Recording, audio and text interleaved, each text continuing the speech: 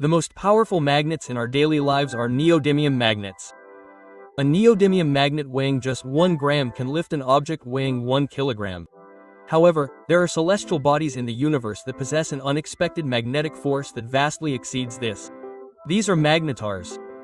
The magnetic force of magnetars is so strong that it can change the shape of atoms themselves. This time, we will introduce in detail magnetars, the celestial bodies with the strongest magnetic force in the universe. If you look closely at the stars in the night sky, you will see that they are twinkling.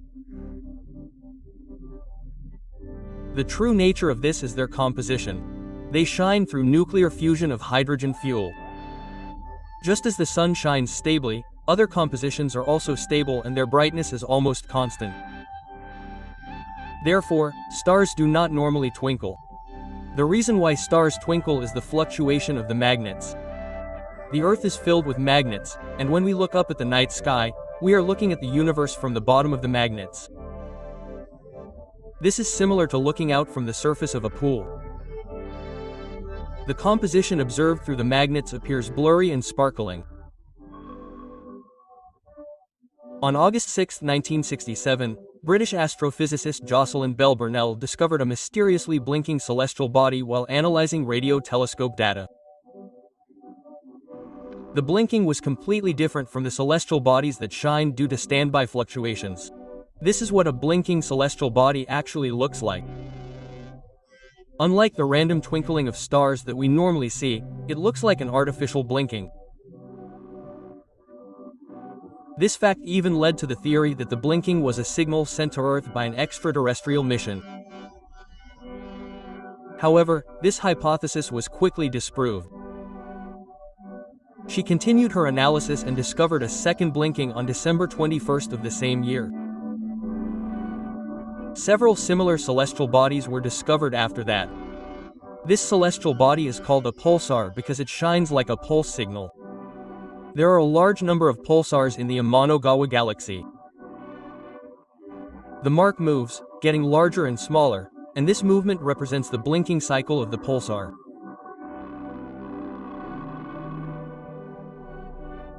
Even when viewed from directly above with the Earth in the center, it is clear that there are a large number of pulsars. In 1968, American astrophysicist Richard Lovelace discovered that there was a pulsar at the center of the galaxy. This discovery led to the elucidation of the true nature of pulsars. The true nature of pulsars was that they were neutral. Let's take a look at how pulsars are born. They are made up of a mass of hydrogen. High-temperature hydrogen becomes plasma and stabilizes in a sphere. Hydrogen is light, but when a large amount of it gathers together it becomes heavy and the pressure at the center reaches over 200 billion atmospheres. Then nuclear fusion begins. The force that pushes the star apart due to nuclear fusion balances with the force that tries to contract due to the weight of the hydrogen, resulting in stability. The lifespan of the Sun is approximately 10 billion years. On the other hand, celestial bodies that are 8 to 30 times heavier than the Sun have more active nuclear fusion and have shorter lifespans. After about 100 million years have passed since the Sun's birth, the fuel is used up. Then nuclear fusion stops. The star, having lost the repulsive force from within, collapses towards the center. The atoms at the center are compressed by the intense pressure and the electrons of the atoms approach the atomic angles. Then the atoms capture the electrons. The particles change into neutrons. Atoms have gaps between atomic angles and electrons, but the neutron mass has gaps that are completely filled and cannot shrink any further. Then, all the matter in the falling composition bounces off the surface of the neutral position, generating a shock wave. It blows away all the atoms except the core. It is a super divine explosion. And the celestial body that remains after the explosion is the neutral position. The diameter of the neutral position is only about 20 kilometers. Let's place the neutral position on Earth. This is the size of a typical city. Let's zoom out a little. The white part at the top of the city is the neutral position. The neutral position is surprisingly small among celestial bodies, but to humans it is a large sphere. The mass of this sphere is almost the same as the Sun. It is a super tightly packed celestial body with the same density as a pure mass of atomic particles. The neutral position, which is only 20 kilometers in diameter, was originally a large composition. Therefore, when the composition collapses, the time increases rapidly due to the law of conservation of nuclear momentum. The rotation speed of the fastest rotating neutral position is 1,000 revolutions per second. It's quite frightening to imagine a 20-kilometer sphere rotating 1,000 times per second. The pulsar has a magnetic field, just like the Earth. Magnetic lines connect the north and south poles, and matter rotates around them. It also emits powerful jets from both sides. At this time, if the line connecting the axis of rotation and the curve is misaligned, the jet radiation will sway and flicker. And if the extension of the jet touches the Earth in the direction of rotation, when the pulsar is observed from Earth, it will appear as a celestial body that flashes periodically. This is the true nature of a pulsar. Some time has passed since the discovery of the pulsar, and the year is 1979. An incident occurs in space. It is an intense gas burst. The Soviet probe Venera had just completed its landing mission on Venus and was flying near Venus. Venera suddenly detected intense radiation. Outer space is always filled with radiation, and the detection of radiation is not uncommon. However, the intensity of the radiation detected by Venera was clearly abnormal. The radiation intensity was 2,000 times higher than normal. Moreover, the detection time is only 1 millisecond. 11 seconds after Venera detected the abnormal radiation, the Helios probe, launched jointly by NASA and Germany, detected radiation that exceeded the limits of the detector and stuck at the upper limit. In this way, probes in space detected radiation almost simultaneously. The intensity was the highest ever for gamma rays coming from outside the solar system, and was more than 100 times stronger than the gamma ray burst at the base. With the information sent from the probes, scientists began to identify the source of the gamma rays. Trigonometry was used at this time. A right triangle is used to determine the distance to a celestial body and its location. It is the same principle as surveying used in construction projects. Trigonometry allows the angle to be determined more accurately the longer the length of the triangle.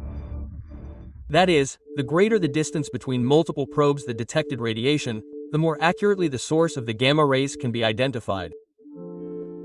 And fortunately, the probes that detected the gamma rays were widely scattered throughout the solar system. As a result of calculations, it was determined that the source of the gamma rays was in the remains of the super-divine explosion in the Large Magellanic Explosion. The point body was named SGRO 5256. The fact that SGRO 5256 emits such powerful gas means that it has a magnetic field that is incomparable to that of the base celestial body. Celestial bodies with overwhelmingly powerful magnetic fields are called magnetars. The magnetic field of a magnetar is unimaginably powerful. The magnetic force is measured in units of velocity density, from 1 billion to 10 billion Tesla. This is trillions of times stronger than the Earth's magnetic field. In terms of artificial magnetic fields, the magnets of linear motor trains are about 1 to 10 Tesla. The latest MRIs used by large hospitals are 3 Tesla. The world's most powerful MRI is 9.4 Tesla, and when it exceeds 15 Tesla, semi-permanent objects containing a lot of water, such as fruits and small creatures such as frogs, begin to float. The world record for a low ambient magnetic field that maintains a magnetic field for a long period of time is 45.5 Tesla at the time of video production. The record for a magnetic field that lasts for an extremely short period of time is 1,200 Tesla, recorded by Japan in 2018. And magnetars are 1 billion to 100 billion Tesla. They are overwhelmingly powerful. Suppose such a magnetar is placed exactly halfway between the Earth and the Moon. Then, the powerful magnetic field will make all time cards on Earth unusable. If you bring it a little closer, the atoms on Earth themselves will start to deform. This is because the shape of an atom is determined by the cloud of electrons surrounding the atomic nucleus, and a powerful magnetic field greatly stretches the electron cloud. For example, a hydrogen atom becomes extremely elongated. It is a sharp-shaped hydrogen atom with a width half that of a normal atom. When an atom is deformed this much, conventional price reactions will not work. Humans are alive thanks to the chemical reactions in their bodies, So if a powerful magnetic field deforms atoms, the chemical reactions will be disrupted and life will no longer be able to survive. If you get close to a magnetar, the magnetic force alone will kill living things. If you get even closer to a magnetar, quantum mechanical changes will also begin. The vacuum space around the magnetar itself will change, and it will have a refractive effect. The vacuum is the vacuum in both directions. The vacuum is constantly evolving, with pairs of atoms being created and disappearing repeatedly due to fluctuations. And the powerful magnetic force of the magnetar affects this vacuum. It affects the pair of electrons that are created from the vacuum, and changes the refractive index of light. The change in refractive index can be observed as a mysterious phenomenon in which light, the nucleus, suddenly splits into two and then recombines. In this way, magnetars are mysterious celestial bodies with the strongest magnetic force in the universe. So what causes their powerful magnetic force? There are many mysteries surrounding the magnetic force generated by magnetars, and very little is known about its details. There are two leading theories. One is that a magnetic field is generated during the formation of a neutral nucleus. Structures like the Sun originally have a powerful magnetic field. And when light collapses into a neutral nucleus, the magnetic field is preserved as is. However, this hypothesis cannot currently explain a magnetic field as powerful as that of a magnetar. The other theory is that the magnetic field originates from the interior of the neutral nucleus. Let's take a look at the neutral nucleus again. There is a magnetic field on the surface of the neutral nucleus. Even though it is called a magnetic field, it is completely different from the magnetic field on Earth. This is because the gravity on the neutral surface is 200 billion times that of Earth, so the thickness of the magnetic field is only about 0.001 meters. The force is so strong that if you slip your hand on the neutron surface and drop your smartphone, it will accelerate to 1,400 kilometers per second just before it hits the ground. You need 1/3 the speed of light to escape from the neutron. Space near the neutron is greatly distorted and light appears to bend. Since space-time sinks towards the center of the neutron, all celestial bodies appear blue when viewed from the neutron surface. I would like to see the blue universe as seen from the neutron, but when a human lands on the neutron surface, they are subjected to 200 billion times the gravity of Earth and 200 million torsions. In short, before arriving at the neutron surface, their bodies are stretched up and down like spaghetti. Earth is quite bumpy, with mountains over 8,000 meters high and 10,000 swells. On the other hand, the neutron surface is bent by strong gravity, with a surface roughness of less than 1 millimeter. In short, it is smooth. As you dive deeper, at first there is a mixture of neutrons and neutrons, but as you go deeper, it becomes a mass of pure neutrons.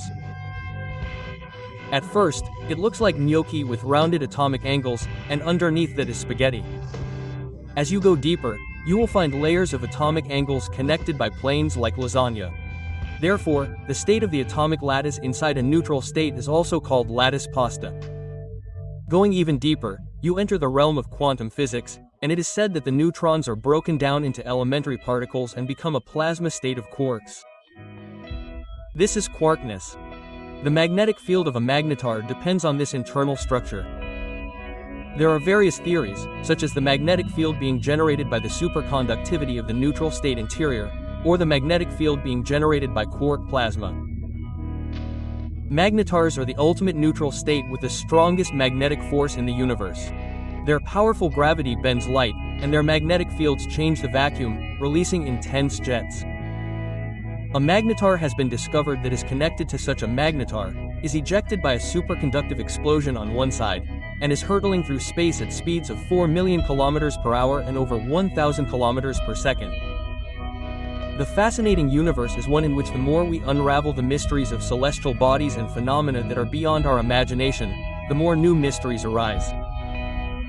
Living in such a vast universe, we continue our journey of observation, pursuing the mysteries of the unchanging universe, just as we chase after a lost magnetar.